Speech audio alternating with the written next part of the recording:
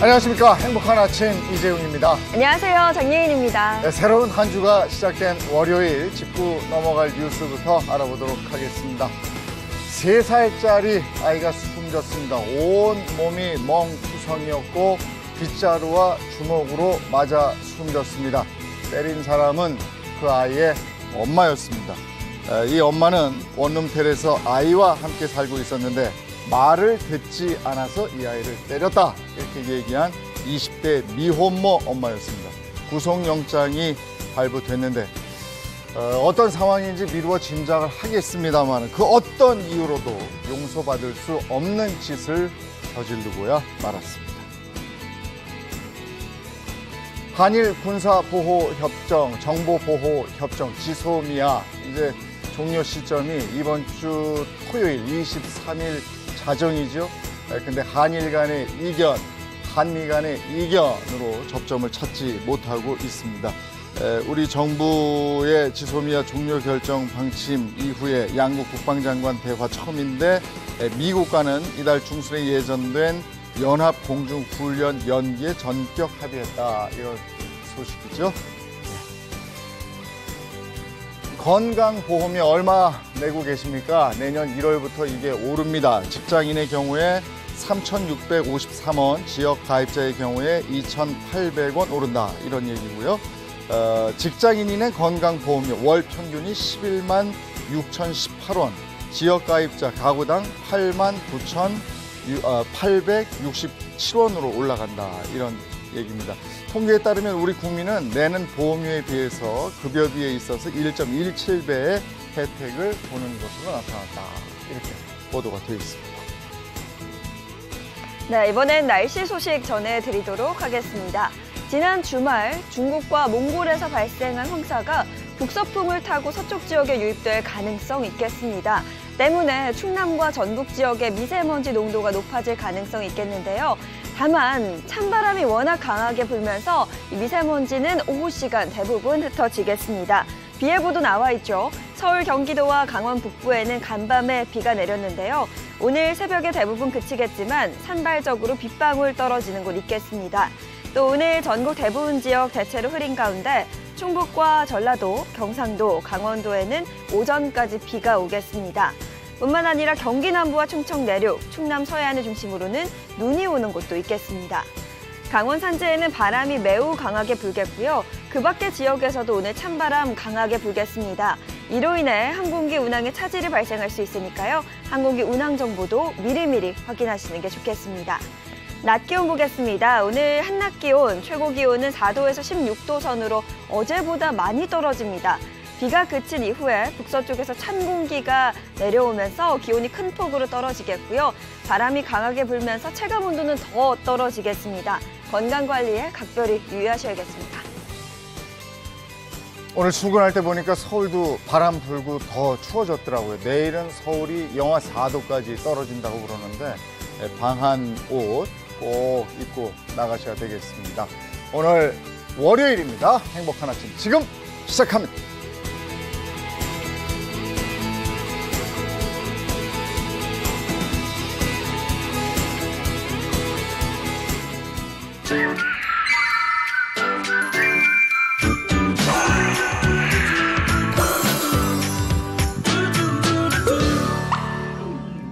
은행 이용하시죠? 은행 이용하시죠? 근데 그 은행에서 거래가 정지된, 그동안 거래하지 않았던 통장 혹시 가지고 계십니까? 내 돈이 묻혀있는 돈이 혹시 얼마인지 알고 계십니까? 이런 돈들 있잖아요. 금융 소비자가 미처 찾아가지 않은 돈들, 그냥 묻혀있는 돈들 얼마인지 아십니까? 9조 5천억 원이라고. 9조 5천억. 네, 정말 어마어마한 돈이네요. 내버려두고 몰라서 찾지 못했던 그 수많은 내 돈 찾는 방법 오늘 알려드리도록 하겠습니다. 지난 11월 11일부터요, 6주 동안 모든 금융권에서 공동으로 숨은 금융 자산 찾기 캠페인을 벌이고 있다면서요? 네, 맞습니다. 말씀해 주신 것처럼 금액이 정말 어마어마합니다, 네. 사실. 그래서 이 금액이라는 게 은행 계좌 같은 경우에는 이 2003년 이후로 5년 동안 아예 아무런 거래가 없는 예금을 휴면 예금이라고 합니다. 근데 이런 예금 같은 경우에는 소멸시효가 있거든요. 일반적인 예금 같은 경우에는 5년이고요. 이 보험금 같은 경우에는 3년입니다. 네. 근데 아무래도 이제 뭐 중장년층 그리고 노년층으로 갈수록 뭐 예금이라든지 적금, 보험 같은 걸 들어놓고도 찾아가지 않는 돈이 참 많을 것 같은데요. 일반적으로 이렇게 소멸시효가 지난 금융자산은 일반적인 은행에 보관되지 않고 이 서민금융진흥원이라는 곳에 보관이 되고 있습니다. 그럼 지금 제 돈이 은행이 아니라 다른 기관에 있다는 건데 사실 뭐 솔직히 주거래 은행이나 또 이렇게 보험 쪽이 아닌 이상은 이렇게 다 살 때 이렇게 살피지를 않거든요. 네. 그럼 그동안에 조금씩 이렇게 이자가 쌓였을 것 같은데 그것도 이제 다 받을 수 있는 거죠? 아쉽죠. 소멸시효, 권리에 잠자는 자를 보호하지 않는 제도입니다. 이자 등 소멸시효가 지난 거는 관련 법령에 따라 가지고 뭐 전통 시장이라든지 서민들을 위한 자금으로 쓰고 있고요. 당사자한테는 제공되지 않고 있습니다. 이게 뭐 좋은 데에 쓰인다니까 좀 다행이긴 한데 네. 사실 이자도 이거 제 돈이거든요. 듣고 보니까 좀 많이 억울하고. 아니 근데 아니 제가 그러면 생각해봤어요. 지금 9조 5천억 원이면 네. 그거 10%면은 9,500원. 9,000원. 근데 1%면은 950억 정도 돼. 어마어마해요. 1%의 이자만 네, 해도. 1%만으로도. 근데 어쨌든 그 이자가 나한테 오지는 않는 거네요.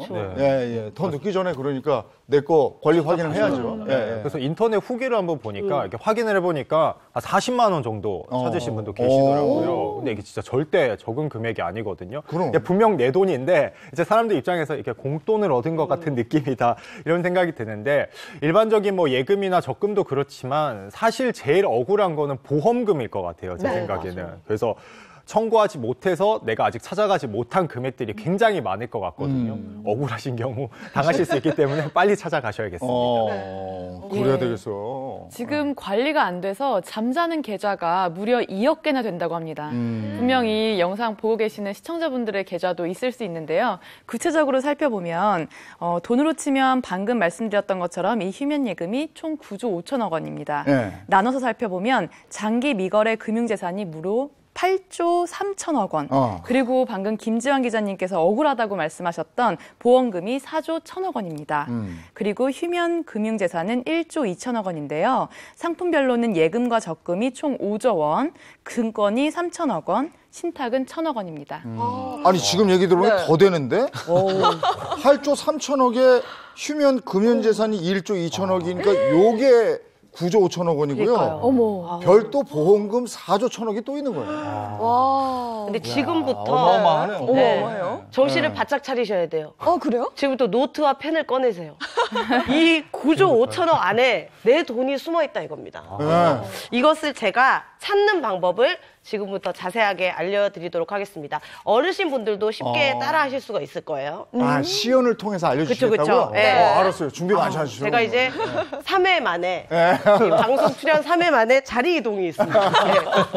자, 아이고 제 모니터예요. 네. 먼저 금융 소비자 정보 포털 사이트 파인에 네. 접속을 합니다. 그럼 이 공통이라는 부분에 요런 그림이 네. 나오고 공통을 대. 잠자는 내 돈 찾기라고 있네. 있어요. 네. 네, 여기를 클릭. 네. 이게 안 되네. 네, 클릭. 네, 그럼 터치가 요런 아니에요. 화면이 떠요. 네, 그러면은 휴먼 예금, 휴먼 보험금 통합 조회라는 부분이 뜹니다. 네. 여기를 또 클릭을 하십니다. 네. 네. 그러면 잠자고 있던 나의 예금과 보험금을 한 번에 찾으실 수 있어요. 그리고 또 휴먼 계좌 조회하기가 뜹니다. 여기에 성함을 입력하시고 주민번호를 입력하시면은 네. 공인 인증 조회를 클릭하면 바로 조회가 우와. 딱 되는 거죠. 보십시오. 이게 지금 어느 제작진 거를 조회할지 모르겠지만 1,018원 숨어 있었습니다. 축하드립니다. 추측을 많이 안 하신 것 같은데, 네. 은행, 생명보험, 손해보험, 우체국, 또 그리고 서민금융진흥원에 보관돼 있는 계좌까지 네. 한 번에 쫙 보실 수가 있습니다. 지금 제가 클릭하고 이렇게 찾는 데까지 한 2분? 네. 1, 2분 안에 내 돈을 싹 다 찾을 수 있는 거죠. 네. 네. 그리고 여기서 끝이 아닙니다. 네. 네, 여기서 끝나면 제가 이렇게 서 있지 않죠. 네. 네. 미환급 받은 공과금을 다 확인하실 수가 있습니다. 공과금도. 네, 여기 미환급 공과금을 클릭하시면요. 네. 잠자는 내 돈 찾기에 들어가면 요 칸이 나오거든요. 네. 자, 그럼 민원 24시로 바로 연결이 되는데요. 각종 세금 미환급금과 내가 더 많이 냈던 것들을 찾아가실 수가 있습니다. 여기 보이시죠? 엄청납니다. 건강보험, 국민연금보험료, 거기에 유료방송 미환급금에 통식 미환급금까지 구석구석 아주 그냥 숨어있는 거를 싹싹 찾아가지고 한꺼번에 다 제가 찾아갈 수 있다. 말씀이죠. 네, 엄청납니다. 지금 저는 네. 마치고 가야 되는데 지금 불안해요. 지금 바로 가고 싶어요. 아, 네. 바로 찾으러 가고 네. 싶군요. 그 저거 이제 그 전제는 공인인증서가 있어야 돼, 그죠? 네네. 공인인증 하신 다음에 들어가면 그냥 클릭으로 찾을 수 있는 거예요. 네. 네. 굉장히 방법이 쉬운 것 같아요. 뭐 2분 정도면 다 찾을 수 있다고 하니까요. 저도 좀 집에 가서 꼭 좀 찾아봐야 될 것 같습니다. 네. 한번 해보세요. 네. 그래서 이거 놓치면 너무 아깝잖아요. 아깝죠. 네. 저희가 자세하게 설명드렸으니까요. 네, 네. 오늘 방송 다 보시고 끝나고 나서 한번 찾아보시면 좋을 것 같습니다. 이게 숨은 돈을 찾아내는 것도 우리가 재테크 고민하는데 내 돈 숨어 있는 거 찾아내는 것 이거 재테크 아니겠습니까? 그게 원래 내 돈이었거든요. 네, 맞습니다. 네, 근데 내 돈을 늦게 찾아서 이거 뭐야 이러지 마시고 그동안 이자가 좋은 데 쓰였다니까 나도 좋은 일을 했구나 이렇게 생각하시면 될 것 같습니다. 네. 자, 이번에는 그 집 한 채 있는 분들 있잖아요. 네. 집 있는 분들은 집값이 떨어지면 내 집값이 왜 떨어져? 또 집 한 채 있는 분들인데 집값이 올라갔다 그러면 나 집값이 올랐어 부자 된 것 같은. 그러나 집 한 채 깔고 있으면 오르건 내리건 그게 무슨 상관이 있겠습니까? 네. 근데 기분은 그게 좋단 말이죠. 네. 오늘 이제 부동산 관련해서 저희가 얘기를 좀 해보도록 하겠습니다. 네, 사실 많은 분들이 집 하나 잘 마련을 해놓으면 노후까지도 안심할 수도 있다라는 이야기를 하면서 이름하여 집테크라고 많은 분들이 부르시더라고요. 그래서 집테크에 관심 있는 분들이 정말 많은데 지금 부동산 법이 개정이 되면서 정말 많은 분들이 관심을 보이고 계시다면서요? 네, 맞습니다. 지난 11월 6일부터요. 현재 수도권 지역에서는 일산이랑 남양주, 그리고 부산에서는 동래구, 수영구, 해운대구 전 지역이 조정 대상 지역에서 벗어났습니다. 그러니까 이 지역이라는 게 원래는 이제 집값 상승률도 너무 높고 청약을 해도 청약 경쟁률이 너무 높으니까 좀 집값을 조정할 필요가 있는 대상 지역이다. 이렇게 해서 조정 대상 지역이었는데 그게 해제가 됐거든요. 이 지역이.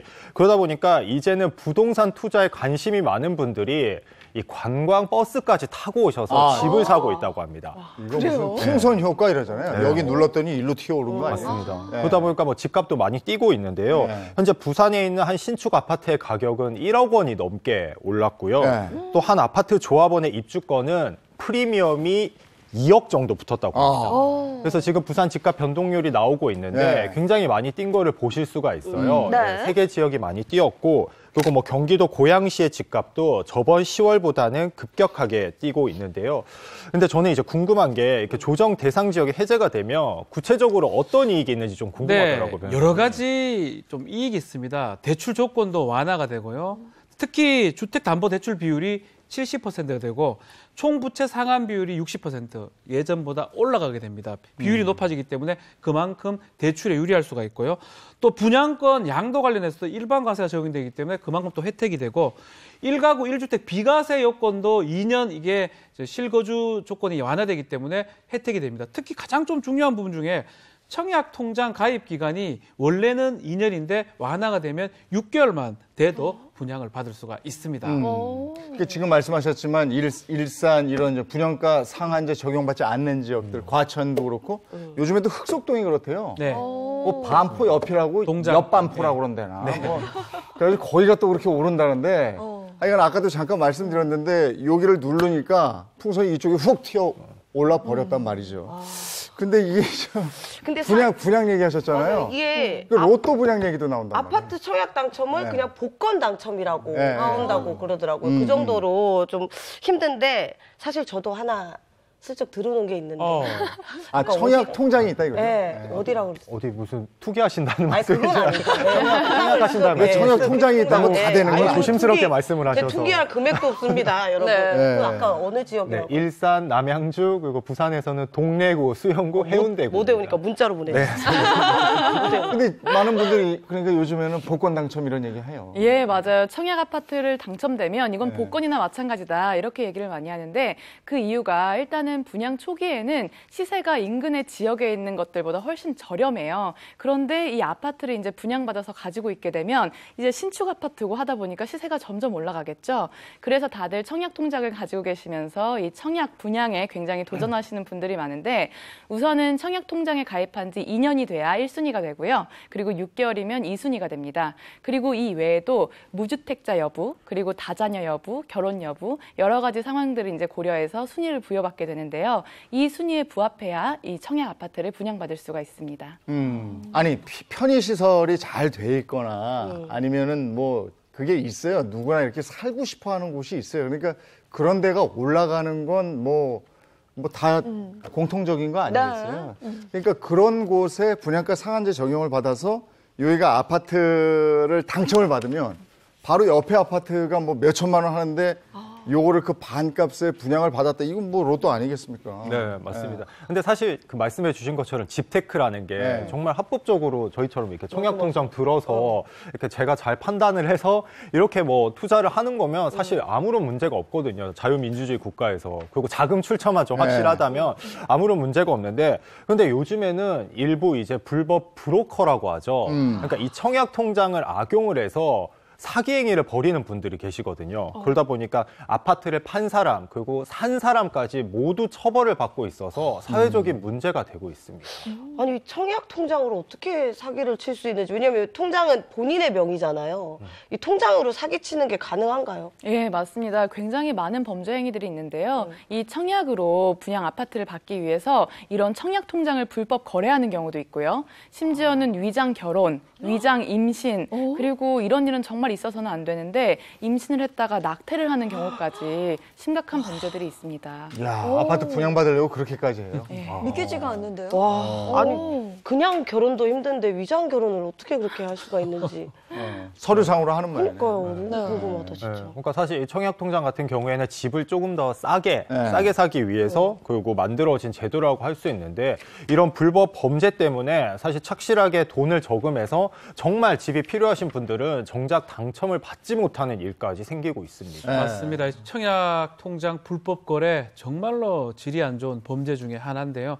우리 길 가다가 청약 통장 팝니다, 뭐 삽니다 이런 거 본 적 있습니까? 붙어 있어요. 전단지요. 이거 보면 알 수가 있습니다.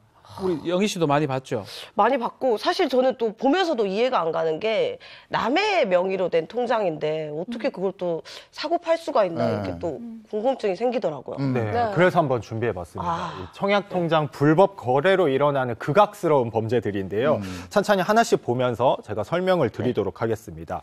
첫 번째로는 앞에서 말씀해 주신 것처럼 이 청약통장 불법 거래입니다. 이 청약통장을 1,000만 원에 삽니다라는 불법 전단지 사건입니다. 야, 이거 1,000만 원에 사요? 아니 이걸 어떻게 사고 팔고 하는 거예요? 네, 자세한 사건은 제가 소개해 드리겠습니다. 이 서울 시내 곳곳에 청약통장 삽니다 이런 전단지를 붙인 다음에 이 불법 브로커하고 연결해주는 소개비 명목으로 수백만 원씩 챙기기도 하는데요. 이 청약통장을 사는 사람을 양수자라고 하는데 나중에 아파트가 분양이 되면 아파트를 포기한다는 각서를 미리 받아놓습니다. 그 다음에 돈을 주고 자신의 아파트 분양을 받으면 나중에 이 수천만 원의 차익을 챙기기도 하는데 이 과정에서 이제 아파트 분양이 좀 유리해질 수 있도록 여러 가지 좀 또 불법을 좀 작용하는데요.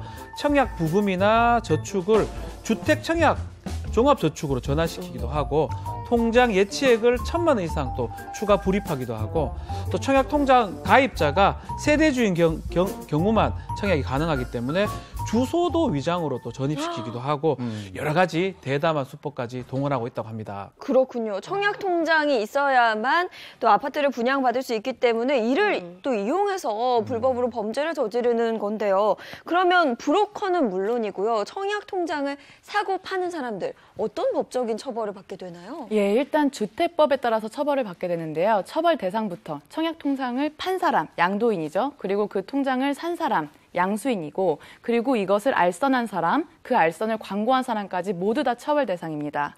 그 처벌 수위는요, 우선 주택법에 따라서 3년 이하의 징역 또는 3천만 원 이하의 벌금형인데, 그 수익이 만약에 3천만 원을 초과할 경우에는 얻은 수익의 3배까지도 처벌이 될 수 있습니다.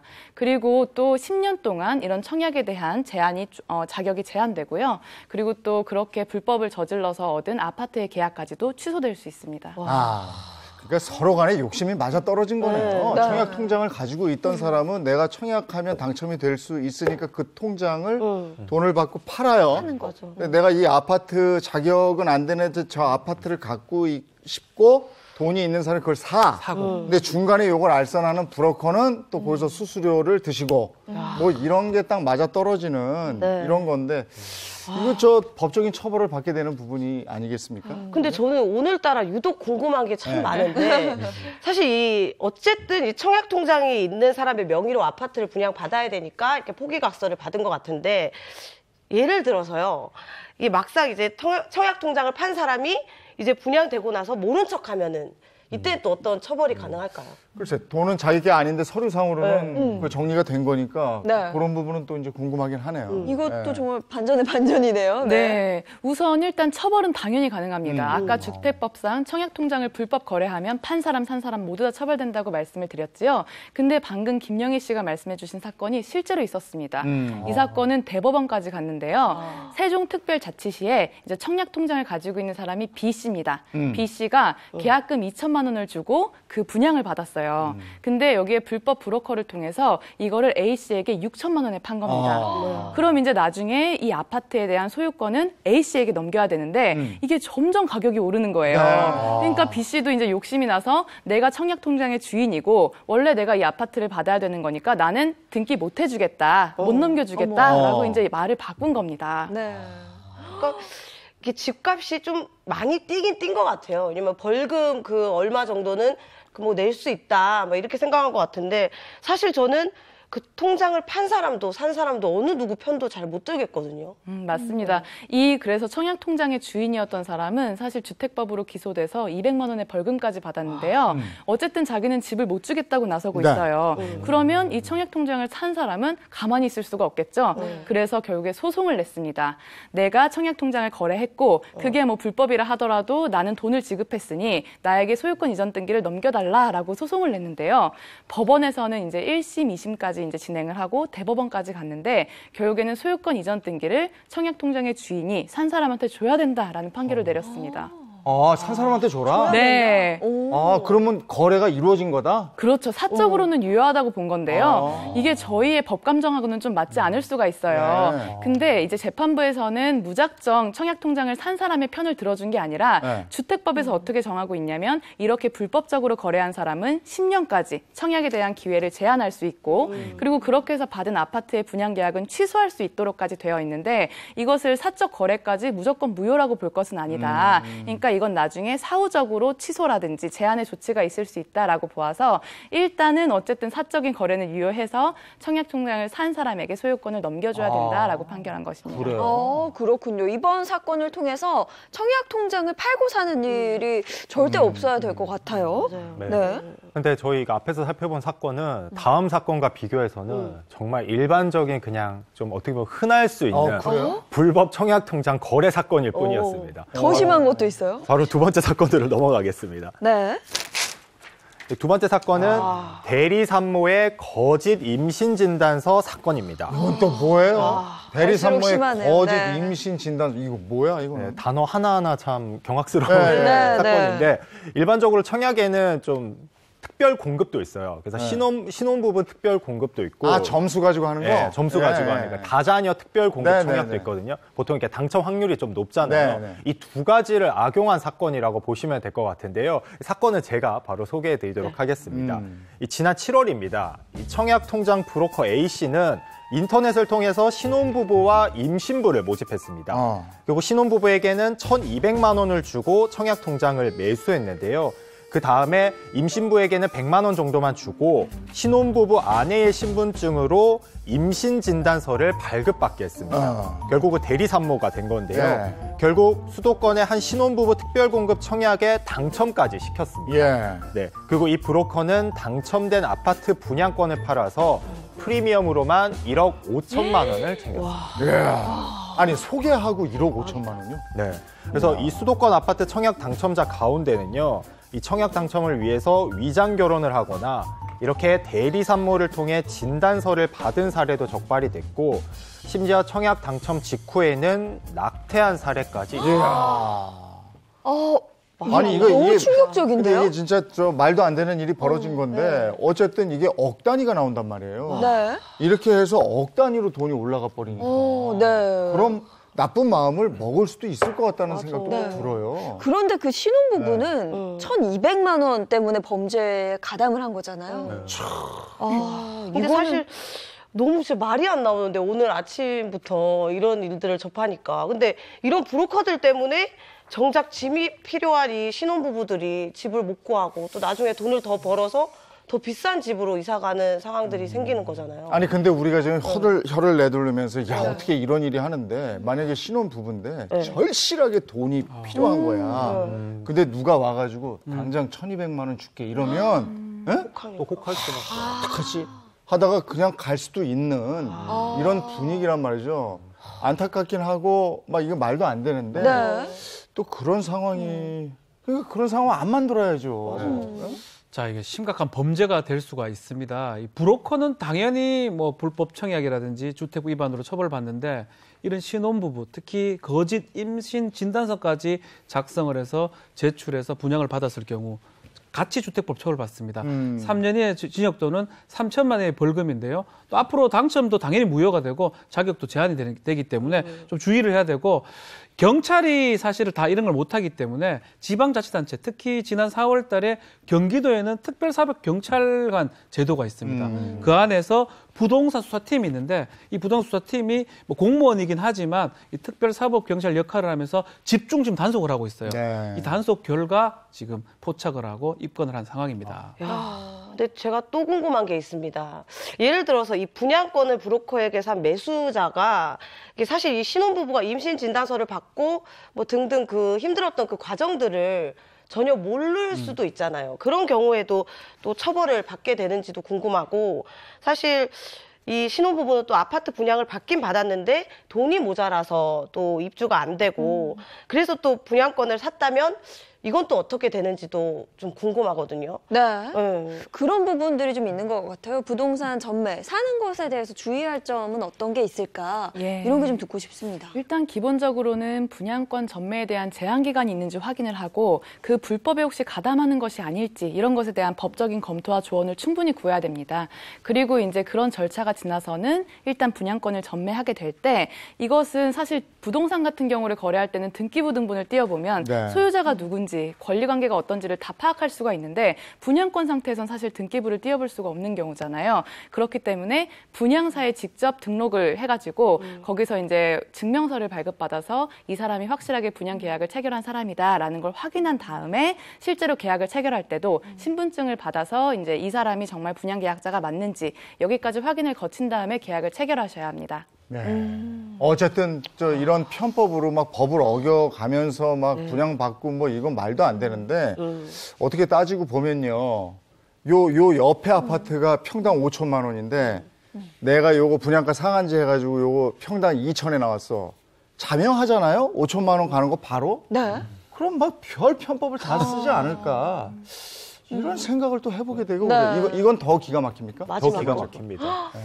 마지막 거 한번 볼까요? 그런 마음이 들다 보니까 더 기가 막히는데요. 아파트 당첨을 위해서 아내의 자매와 결혼을 한 남성의 사건입니다. 이건 뭐야? 이건 또 무슨 일이에요, 이거는? 와, 이 사건을 제가 좀 설명을 네. 드리도록 네. 하겠습니다. 사랑과 전쟁에 나올 법한 그런 내용인데 아파트 분양을 받기 위해서 결혼을 무려 2번이 아니라 3번이나 했다고 합니다. 예. 자녀 넷을 둔 한 남자 A씨가 있는데요. 이 남자의 결혼 경력을 살펴보면 아주 그냥 뜨악합니다. 여자 B씨와 결혼한 지 얼마 되지 않아 이혼을 하고 곧바로 아내 B씨의 자매인 C씨와 또 재혼을 한 후 얼마 후에 다시 이혼을 합니다. 그리고 이번에는 B씨와 사촌인 D씨와 또다시 재혼을 했다고 해요. 와. 뭐예요? 지금 그러니까 결혼했어. 네. 아내가 생겼어. 네. 아내하고 이혼을 했어. 예, 근데 이혼을 한 다음에 아내의 자매와 또 결혼해. 했어요. 네. 그리고 또 관둬. 예. 그리고 또 아내의 사촌과 또 결혼해. 예. 그리고 또 관둬? 네. 뭐야, 이 사람은. 이 사람 진짜. 사랑과 전쟁도 이렇게 쓰면 욕먹지 않나요? 그렇죠. 이거는 뭐 그냥 막장인데. 네. 네. 남자 A씨는요, 사실 생활고에 시달리다가 쉽게 돈을 벌 수 있다는 청약통장 불법 브로커들의 말을 듣고 네. 이 여성분들과 위장 결혼을 하게 된 거라고 해요. 네. 네. 이 여성 3명 모두 무주택 기간이 길었다고 합니다. 그리고 남자 A씨의 자녀가 4명이잖아요. 그쵸. 그러니까 부양 가족이 또 많으니까 높은 청약 가점을 또 얻게 된다고 하고요. 그래서 또 차례차례 순서대로 결혼한 아내들의 이름으로 아파트 청약에 당첨이 된 것입니다. 자. 근데 브로커는 이렇게 불법으로 당첨된 분양권을 소위 떴다방과 같은 곳을 통해 이제 많게는 1억 원의 웃돈을 붙여가지고 그렇게 다 팔아치웠다고 그래요. 아, 이게 진짜 실제 있었던 일 맞는 거죠? 실화입니다, 실화. 네. 사실 이게 실제 다 있었던 일이고 이 사건을 듣고 사실 많이 어이가 없기도 하고 이렇게까지 아파트 분양되는 게 복권인가 싶다는 생각도 해요. 그렇죠. 아니, 그러면 그 남자는 청약 통장을 얼마에 판 거예요? 네, 이게 판매 금액이 1,000만 원이었다고 그래요. 1,000만 원. 그러니까 결혼 3번 했죠? 네. 그럼 곱하기 3이니까 3,000만 원. 네. 3천만 원. 네. 정말 청약 황당하네요. 가점 때문에. 예. 네. 그리고 요 3천만 원 때문에 네. 이렇게 했어요. 결혼을 3번이나 한 거죠. 아, 놀랍습니다. 정말. 그런데요, 이 아파트 당첨에는 전혀 문제가 없었나요? 좀 법적으로는 이런 게 있습니다. 한 사람이 당첨이 되면 5년간 자격이 제한되고 뭐 네. 특별 공급 같은 경우는 평생 한 번 정도밖에 안 됩니다. 근데 이 사람은요. 재혼을 하면서 상대 배우자 명의로 신청을 했기 때문에 법적으로는 아마 이런 것들을 알고 있었기 때문에 당첨되는 데는 큰 무리가 없었던 것으로 지금 보입니다. 이 법을 이용을 했다는 건데 법적으로는 문제가 없었던 거네요? 아닙니다. 당연히 처벌을 받고 불법입니다. 실제로 결혼했던 것도 아니고 위장 결혼을 해가지고 그걸로 당첨이 됐기 때문에 이 당첨이 된 것도 불법인데 앞서 말씀드린 것처럼 주택법상 3년 이하의 징역 또는 3천만 원 이하의 벌금형으로 처벌이 되고요. 10년까지 청약의 기회가 제한될 수 있고 당첨된 것도 취소될 수가 있습니다. 사실 이 사건들을 오늘 딱 듣고 보니까 원래 이 파셨던 분들도 사실은 언젠가는 자기 집을 분양받으려고 이걸 개설했던 거잖아요. 그래서 좀 한편으로 좀 많이 안타깝다는 생각도 좀 드는 것 같아요. 아니, 그러니까 청약 당첨이 되려고 이제 네. 그 청약 저축을 들었는데 예, 쭉 가지고 있으니까 당연히 당첨 점수는 높겠죠. 청약 가점이 높겠죠. 네. 근데 돈이 없으니까 그런 사람한테 접근한 브로커에 꿰면 쉽게 넘어갈 수 있어요. 맞아요. 지금 계속 얘기하지만 뭐 신혼 부부라든지 자금이 좀 많이 부족한 사람들은 항상 돈만 쳐다보고 다닙니다. 뭐 전봇대나 어디 보고 돈이 네. 준다 이러면 눈이 커지거든요. 특히 통장 판다. 그러면 당연히 버젓이 붙어 있기 때문에 아유, 이거 합법적이구나라고 생각하고 거기 전화해서 돈을 받는 경우가 생기기 때문에 사실은 청약 통장 판다 자체가 모두 불법입니다. 네. 네. 암만 버젓이 붙어 있어도 그것을 하면 안 되고요. 만약 보게 되면 오히려 신고하는 게 오히려 네. 낫지 않을까 생각이 듭니다. 네. 그러면 이런 불법을 저지르지 않고 청약 통장으로 내 집 마련하기 어떻게 하면 잘할 수 있을지 알아보도록 하겠습니다. 우선 이번 법 개정에 분양가 상한제로 인해서 혜택을 받으신 분들도 좀 있다고 들었거든요. 네, 맞습니다. 그래서 이번 분양가 상한제 같은 경우에는 무주택자 그리고 고령자분들이 이 내 집 마련의 기회를 더 가질 수 있다 이렇게 보시면 될 것 같은데요. 이 청약 가점 같은 경우에는 84점이 만점이거든요. 84점이 만점인데 이 중에서 부양 가족이 얼마나 많은지 그리고 청약 통장 가입 기간이 얼마나 되는지 그리고 무주택 기간이 얼마나 긴지 이 세 가지를 주로 보는데 사실 가족 같은 경우에는 이제 뭐 부모님을 모신다든지 다른 가족이랑 이제 세대를 합쳐서 늘릴 수가 있지만 나머지 2개 항목은 사실 점수를 늘리기가 힘든 게 사실이거든요. 네. 그렇다 보니까 아무래도 나이가 좀 많으신 50대나 60대가 30대보다는 당첨 확률이 높을 수밖에 없었습니다. 예, 서울에 9억 원에 육박했던 한 재건축 단지를 예로 말씀을 드리면요. 이게 상한제를 적용받으면 7억 초반대까지 가격이 떨어집니다. 그런데 분양 가격이 9억 이하면 중도금 대출이 40%까지 돼요. 네. 그렇다 보니까 무주택자인 경우에는 만약에 어찌어찌해서 5억 원 정도를 마련을 할 수가 있다면 그것에 9억 원 상당의 그런 아파트를 마련할 수가 있게 되는 것입니다. 네. 5억 원이 있으면 9억 원 상당의 아파트를 마련하는. 네. 이거 달려두는 거예요. 그렇죠. 4억의 차이가 있잖아요, 바로. 네. 그냥 당첨돼서 사면 그냥 4억이 떨어지니까 사람들이 그 유혹에서 쉽게 벗어날 수가 없는 거거든요. 그러니까 사람들 욕심만 탓할 게 아니고 보다 합리적인 정책이 좀 나와서 사람들의 그런 욕심을, 너무 욕심이 많은 사람은 좀 정신 좀 차리세요 하고 욕심이 너무 없는 사람은 좀 살 수 있게 해주고 이런 게 정책의 묘미인데 이봐요, 이렇게 되니까 이렇게 됐잖아요. 풍선이. 네. 여기까지. 그 다음 거 가죠. 네. 다음 소식은 뭔가요? 네, 다음 소식은 또 좀 안타까운 소식인데요. 불과 지난달에 있었던 사건입니다. 이 입원 중인 70대 환자를 한 남성이 폭행을 해서 중태에 빠뜨린 사건이 하나 있었는데요. 그 폭행한 남성이 다름 아닌 간병인이었다고 합니다. 그래서 60대 중국인 간병인 A씨가 70대 노인 환자를 폭행해서 상해 및 폭행 치사 혐의로 구속이 됐는데요. 경찰에 따르면 이들은 지난달 20일 한 병원에서 재활 치료를 위해서 입원한 70대 환자 C씨의 머리 부위를 폭행을 했습니다. 그리고 이 70대 노인 C씨는 급성 뇌경막하 출혈 진단을 받고 상태가 위독해져서 중환자실로 옮겨졌습니다. 간병인이 이랬다는 거 아니에요? 지금? 간병인이. 그렇죠. 간병을 해야 되는 사람이 이랬다는 거예요. 가족들은 믿고 맡겼을 텐데 정말 충격적인데요. 심지어 병원은 병을 낫기 위해서 가는 건데 간병인이 때렸다고 하니까 이유가 도대체 뭐래요? 그래서 바로 가족들이 고소를 해서 이제 경찰이 조사를 했는데 그 변명이 더 황당합니다. 이 환자가 움직이지 못하도록 좀 관리를 하려고 했던 것뿐이다. 이렇게 얘기했다고 합니다. 움직이지 못하게? 어떻게 움직이지 못하게 때릴 수가 있는지 이건 완전히 법적인 처벌을 받아야 되거든요. 범죄죠. 네. 움직이지 못하게 한다고 하더라도 사람 신체를 훼손하는 폭행행위고요. 그 폭행행위 결과 상해나 질병이 발생했기 때문에 상해죄 내지 폭행치상죄가 성립할 수 있고요. 성립한다면 7년의 징역 또는 1,000만 원의 벌금에 처할 수 있는 그런 범죄입니다. 간병인을 고용하는 건 내가 가서 돌봐드리지 못하니까 제 대신 좀 잘 좀 돌봐주세요. 이래서 보호를 맡긴 건데 그 간병인에 의해서 폭행을 당했다면 이 보호자의 마음은 어떻겠습니까? 예, 폭행당한 본인도 물론이지만. 근데 CCTV가 이때 없어서 그 목격자들의 진술에 의존한다고 들었는데 이 부분은 어떻게 되는 겁니까? 사실 이런 폭력범죄에서는 그 객관적으로 상황을 보여주거나 녹음 같은 그러니까 영상이나 녹음 증거가 가장 좋기는 한데 만약에 이게 없다고 한다면 목격자들의 진술로도 그 범죄를 입증할 수 있습니다. 이럴 경우에는 재판에서도 그 목격자들을 증인으로 신청을 해서 증인 신문을 통해서 그 폭력 행위에 대해서 입증을 하게 됩니다. 근데 좀 어린이집 같은 경우는 CCTV가 있는데 이 노인 같은 경우 특히 치매 같은 게 있다면 정확하게 자신의 피해 사실을 얘기를 못 합니다. 목격한 것도 잘 얘기하기 어렵고요. 그렇기 때문에 CCTV 설치가 상당히 필요한데 또 일각에서는 CCTV 설치를 해놓으면 사생활 침해가 되거나 아니면 좀 뭐 인격 훼손 이런 부분이 있다라고 하고 있는데요.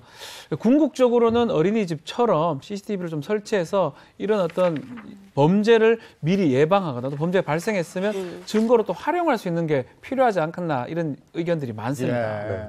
특히나 요즘에 이 중국인 간병인들의 폭행 문제가 많이 문제가 되고 있거든요. 그래서 얼마 전에는 한 50대 중국 교포 간병인이 요양병원 환자에게 주먹을 휘둘러서 환자를 다치게 한 사건도 하나 있었고요. 그리고 70대 환자에게는 주먹을 휘둘러서 갈비뼈를 부러뜨리는 사건도 있었다고 합니다.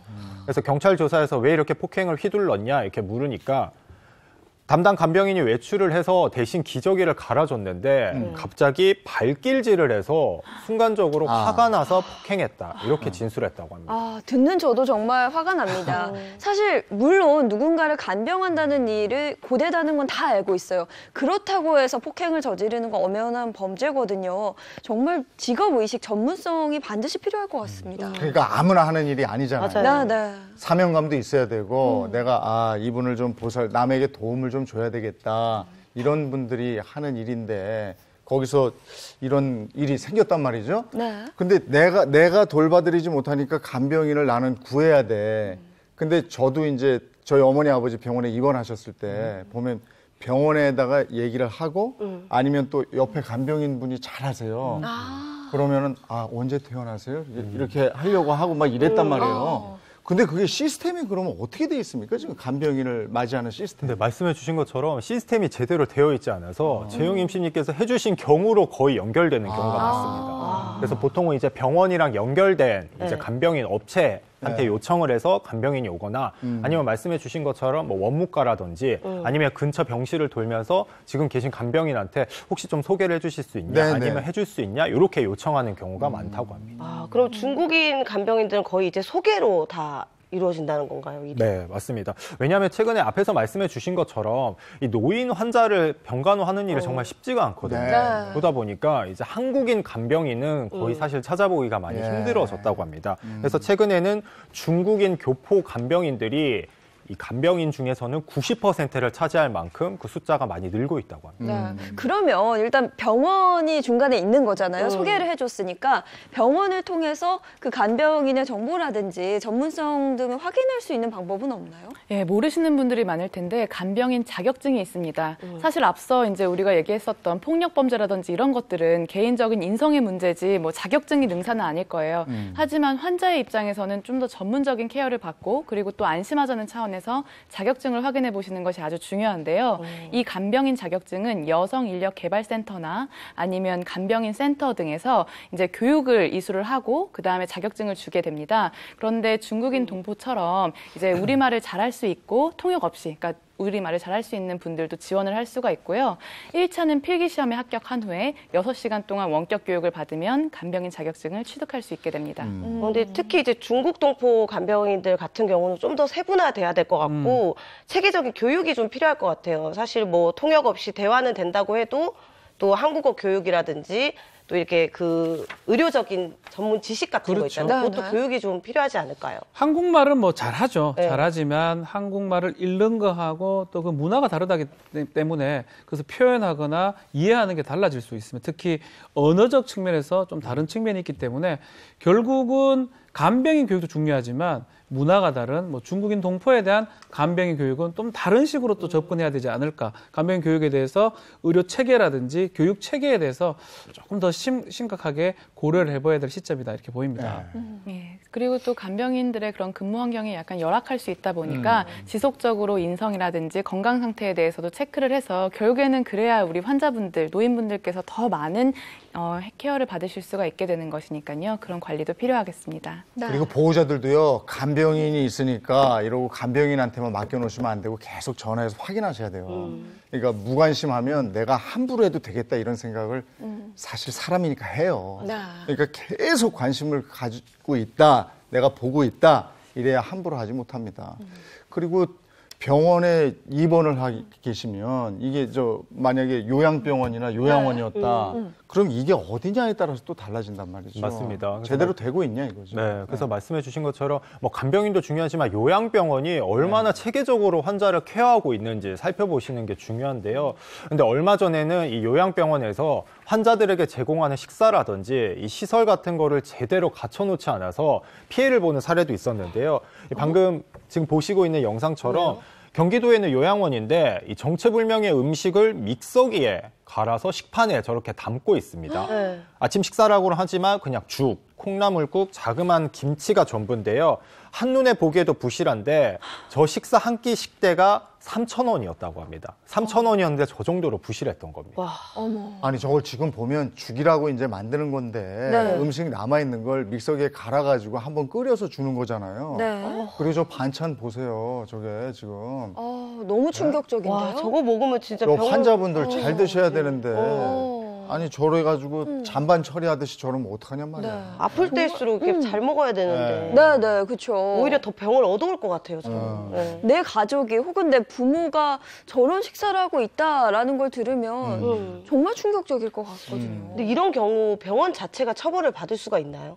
예, 일단은 이런 행위는 노인복지법상 학대 행위에 해당합니다. 그러니까 보호 감독을 받아야 될 노인들에 대해서 기본적인 의식주에 대한 제공을 소홀히 한 부분이잖아요. 이건 처벌도 굉장히 강력한데요.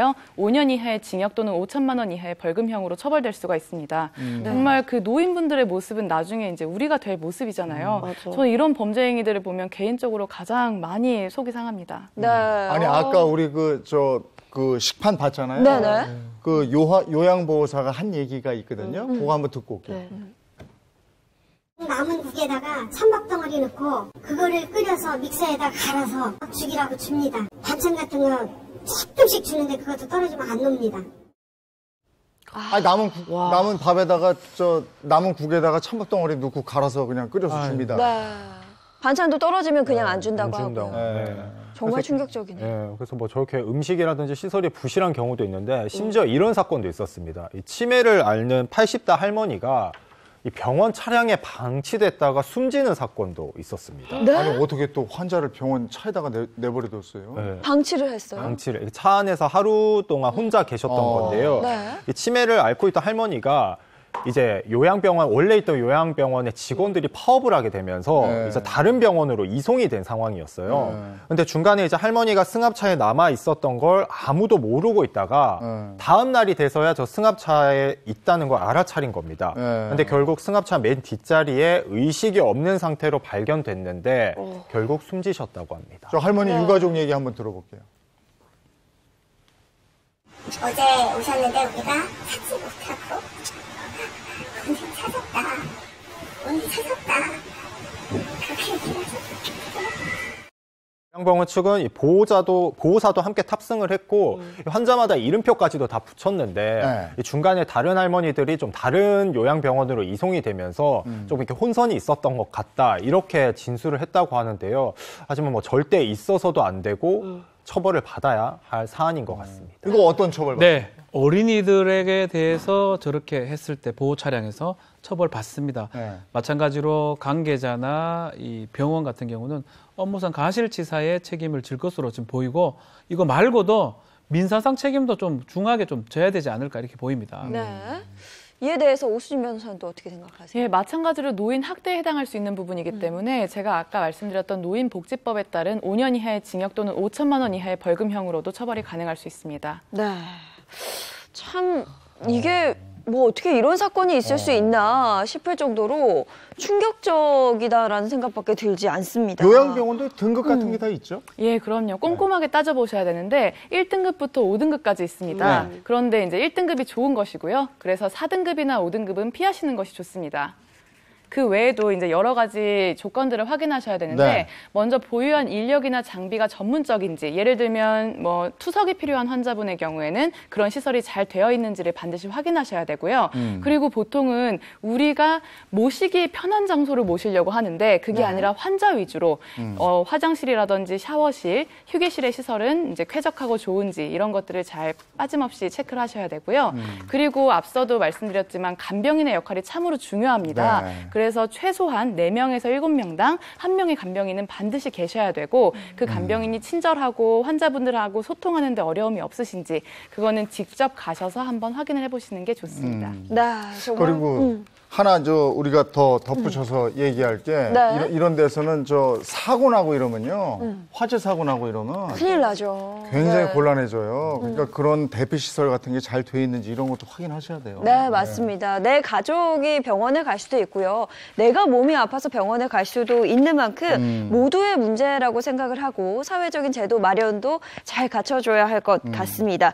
특히나 이 노인성 질환 같은 경우는 가족들이 겪는 고통도 상당하죠. 네, 맞습니다. 이 통계에 의하면 노인성 질환인 이 치매라든지 파킨슨병 같은 경우에는 뭐 환자는 당연하고요. 이 가족들까지 너무 정신적인 고통을 당하는 경우가 정말 많다고 합니다.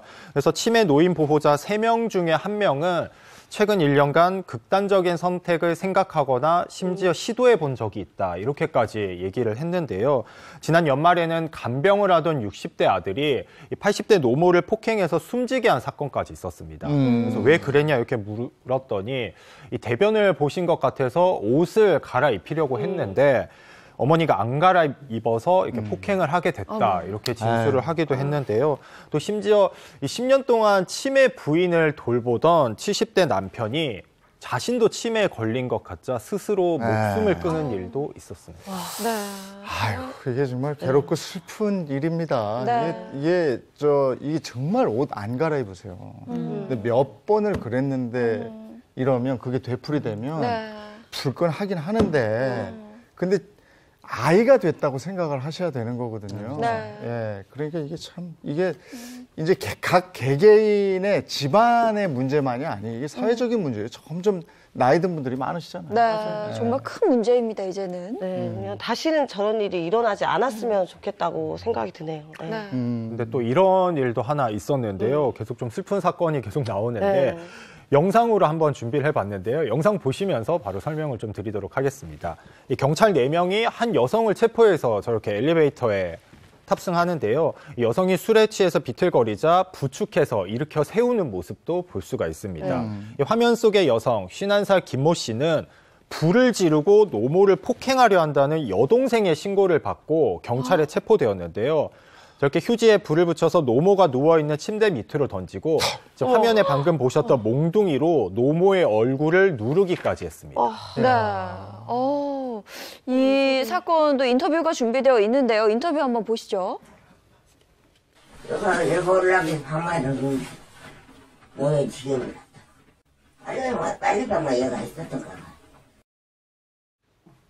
네, 어머니는 최근 이 수술을 받은 다음에 2딸과 함께 살고 있었는데요. 이 집을 비운 사이에 어머니가 간병인을 불렀다는 사실을 알게 된 딸이 이 어머니를 이제 폭행하겠다고 난동을 피운 겁니다.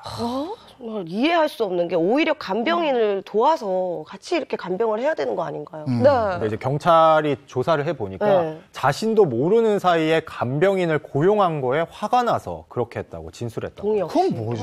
동의 없이 그러면은 간병인에게 나가는 그 돈 때문에 그랬을 수도 있다는 거예요? 네. 그거예요? 돈 때문에 그렇다고 보면 될 근데 것 같습니다. 딸들이 간병을 안 하니까 간병인을 고용한 게 아닐까요? 그러니까요. 불편하니까 하셨겠죠. 그러니까요. 불편하니까. 이거는 뭐 술에 취했다고 해서 뭐 이해될 수 있는 일은 전혀 아닙니다. 아니 근데 간병인 고용할 때 정부 지원 같은 게 좀 있지 않아요? 네, 아예 있습니다. 있죠? 예. 있습니다. 바로 노인 장기 요양 보험이 있는데요. 이 노인성 질병인 치매나 중풍으로 어려움을 겪는 어르신들을 위해서 이 정부가 마련해 놓은 사회 보험 제도라고 할 수 있습니다. 네, 노인 장기 요양 보험 신청 방법은 어떻게 되죠? 따로 가입할 필요는 없어요. 우리 건강보험 납입하면 장기요양보험이 자동으로 가입이 되고요. 다만 신청은 따로 해야 됩니다. 신청 요건은 65세 미만의 노인성 질환자 아니면 65세 이상자고요. 본인이나 가족, 대리인이 신청할 수 있습니다. 신청하면 직접 실사 방문을 옵니다. 방문 조사를 해가지고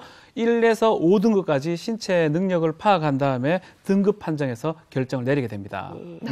예, 현재 기준으로는 1등급이 119만 6,900원이 지원이 되는데요. 이 기준에 따라서 이제 요양원 입소나 방문 요양 서비스를 받을 수 있습니다. 여기서 노인 요양 서비스를 받게 되면 금액 85%는 공단에서 지원하고 본인 부담금은 15%입니다. 네. 많은 분들이 좀 꼭 알고 계셔야 될 좋은 제도인 것 같아요. 네, 맞습니다. 그런데 이게 이제 등급을 받을 때 거기서 집으로 방문을 하잖아요. 근데 치매 등급 받고 이럴 때 이 보호자한테 정말 마음 아픕니다. 그래요. 네. 뭐 이렇게 뭐 1, 2, 3 해보세요. 뭐 오늘 몇 월 며칠이에요. 뭐 이런 거 묻는데요. 정말 마음 절절하거든요. 네. 근데 이제 정부에서 이런 지원을 해주니까 그걸 놓치지 마시고 그런 기회가 있으면 꼭 하시고요. 항상 말씀드리지만 무엇보다도 보호자의 꾸준한 관심이 중요해요. 아까 그런 밥도요, 보호자가 같이 가서, 저도 여기서 밥 한번 먹어볼게요. 그럼 그렇게 못해요.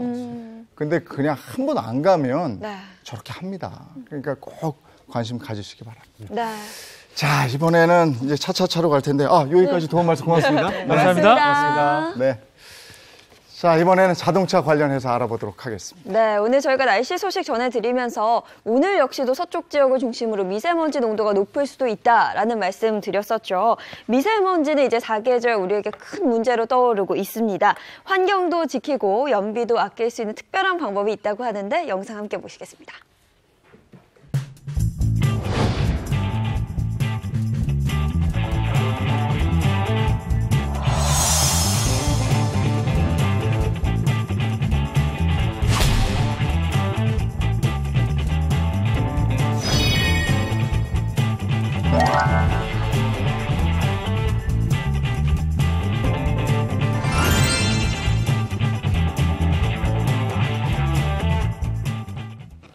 네, 차량 유지비도 줄이고 환경도 지킬 수 있는 수소차에 대해서 오늘 알아보도록 하겠습니다. 수소융합 얼라이언스 추진단 문제도 회장님이세요. 어서 오세요. 어서 오세요. 네, 안녕하세요. 문제도입니다. 네. 지난해 수소차가 나온 후로 사람들이 굉장히 많이 찾고 있습니다. 근데 또 의외로 또 모르시는 분도 많더라고요. 그래서 시청자 여러분들께 수소차를 한번 자세히 소개해드리고 싶어서 나왔습니다. 네, 요즘은 이 수소차를 두고 달리는 공기청정기다라는 별명까지 붙었더라고요. 네, 수소차가 한 대가 정화하는 공기량이 1분에 한 700리터 됩니다. 이는 성인 70명이 1시간 동안 마시는 양하고 똑같은데요. 그래서 수소차가 늘어나면 늘어날수록 바깥에 미세먼지가 줄어드는 효과가 있겠죠. 네. 그렇다면 이 수소차를 공기청정기차라고 불러야 되는 게 아닌가 싶기도 한데요. 네. 수소차 1만 대를 운전하면 나무 60만 그루를 새로 심은 것과 같은 이산화탄소 감소 효과를 낼 수가 있습니다. 네. 이산화탄소는 지구온난화의 주범이죠.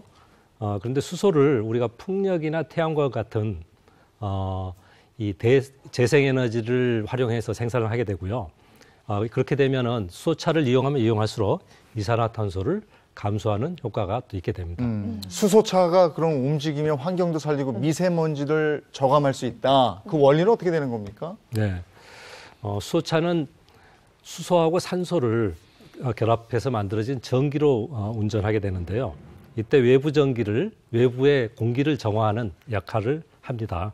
수소차가 산소를 얻기 위해서 주변 공기를 흡수하는 과정에서 다른 미세먼지와 같은 불순물을 걸러내는 과정을 거치게 되는 거죠. 그렇군요. 그래서 이 환경에 관심이 많은 주변 분들 보면 이 수소차에 대한 관심이 또 엄청나더라고요. 네. 맞습니다. 그래서 회장님께서 이렇게 설명해 주신 것처럼 이 대기 오염을 막으려고 수소차를 타시는 분도 많은데 인기 있는 이유가 하나 더 있습니다. 바로 가성비 때문인데요. 최근에 유류세 인하 기간도 끝나면서 최근에 기름값 만만치가 않잖아요. 네. 그래서 이 주유소 한번 찾아가서 주유하기가 여간 부담스러운 게 아닌데 이 수소차를 타게 되면 이 휘발유 값에서 벗어날 수가 있습니다. 네. 그래서 제가 오늘은 이 휘발유차와 수소차의 유지비를 확실히 한번 비교해 드리려고 준비를 해봤는데요. 지금 휘발유차의 경우에는 1리터에 1,500원 정도 하고요. 네. 그리고 수소차는 1kg에 그러니까 수소를 넣게 되면 8,000원 정도 합니다. 이게 1km를 달린다고 봤을 때 이 휘발유차는 155원, 그리고 수소차는 83원이 든다고 보시면 됩니다. 확실히 괜찮네요. 네. 근데 연비 이거 자동차 탈 때 중요하거든요. 네. 네. 근데 사실 또 이렇게 봤을 때는 뭐 그렇게 큰 차이가 또 하시는 분들도 계실 것 같아서 또 하나 준비를 했는데 한 달 동안에 일반 휘발유차 그리고 수소차로 운전을 했을 때 출퇴근도 하시고 또 주말에 여행도 가시잖아요. 이렇게 됐을 때 어떻게 또 금액이 나오는지도 제가 한번 준비를 해봤는데요.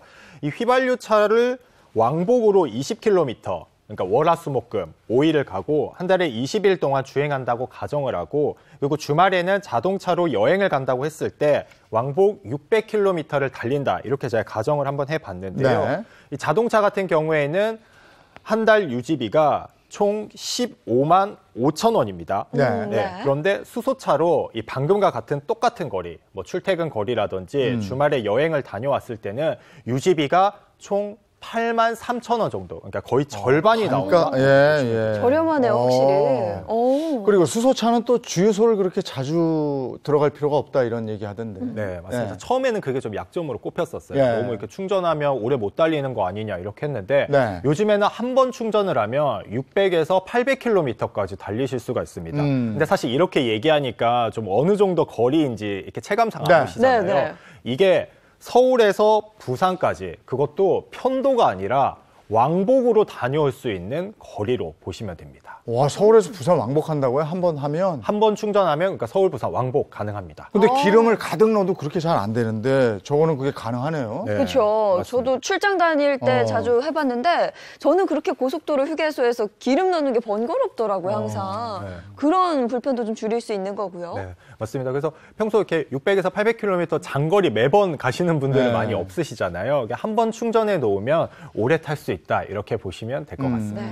아, 너무 좋을 것 같아서 저도 솔깃하는데 문제는 가격이에요. 가격이 만만치 않아요. 네. 네. 그래서 아무래도 좀 가격 때문에 부담스럽기 때문에 네. 보조금을 또 아무래도 관심 가시는 분들이 많으시잖아요. 그래서 이 가격 부담에서 탈출할 수 있는 특급 소식을 제가 하나 준비를 해봤는데 네. 바로 보조금인데 그 전에 수소차 보조금 얼마 정도 받으실 것 같으세요? 몇백? 네, 몇백? 1,000만 원까지 가려나? 몇백만 원 정도? 그거는 네. 회장님께서 네. 수소차 보조금에 대해서는 네. 제가 말씀드리겠습니다. 예. 네. 우리가 수소차를 사면 최고 3,600만 원까지 보조금을 받을 수가 와, 있는 그래요? 거예요. 국가에서, 그러니까 정부에서, 중앙정부에서 지급하는 보조금이 2,250만 원.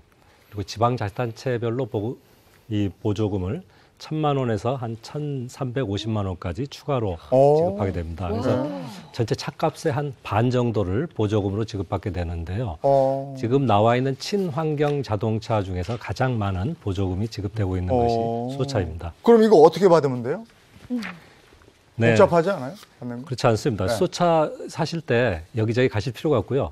우리가 차를 사러 가는 이제 차량 판매 대리점에 가셔가지고 네. 거기서 계약서하고 그다음에 수소차 보조금 지원 신청서를 작성해서 제출하시면 됩니다. 그러시면은 차가 이제 나오게 되는데 차가 출고되기 전에 반드시 확인해 하셔야 될 게 지방자치단체에서 보조금이 나오는 그 공모 대상자인지 확인하시고 차를 인도받으시면 됩니다. 만약에 이제 차 추가로 더 필요하시다. 그다음에 이 보조금 지급이 어떻게 되는지 좀 궁금하시다 그러시면 네. 친환경 자동차 통합 전화 상담실에 확인해 보시면 되겠습니다. 네. 1661에 0907. 0970입니다. 1661에 0970. 0970. 네네, 그렇습니다. 네네네. 아, 0970. 예, 알겠습니다. 네. 세금도 줄일 수 있다면서요? 맞습니다. 이게 살 때는 보조금을 받지만 사고 나서는 세금 혜택까지 받으실 수가 있는데요.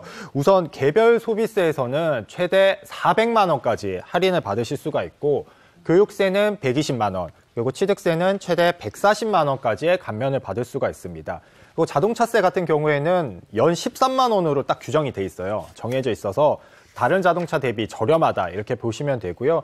그 밖에 또 혜택이 있는데 공영주차장 주차료를 50% 할인받을 수 있고 고속도로 통행료까지 할인받을 수가 있습니다. 여러 가지 혜택이 많이 있네요. 환경도 살리면서 아주 저렴하게 이용할 수 있는 수소차에 대해서 오늘 알아봤습니다. 고맙습니다. 고맙습니다. 네, 고맙습니다.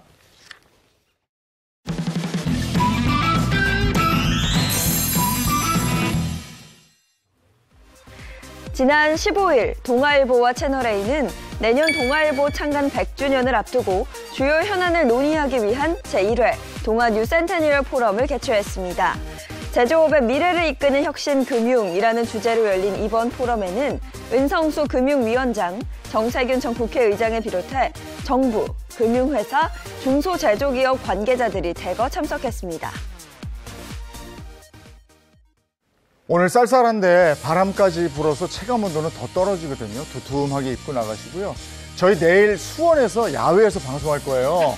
사실 조금 걱정인데 네. 내일 영하 4도, 5도 뭐 이렇다고. 네. 구체적으로 어디죠? 수원 화성 행궁에서 네. 저희가 인사드리겠습니다. 핫팩 많이 챙겨오셔야 돼요. 네. 추워도 굴하지 않고 저희가 내일 야외에서 여러분께 인사드리도록 하겠습니다. 건강하십시오. 네. 저희는 내일 아침 8시에 돌아오도록 하겠습니다. 행복한 아침, 행복한 하루 되십시오. 고맙습니다. 고맙습니다.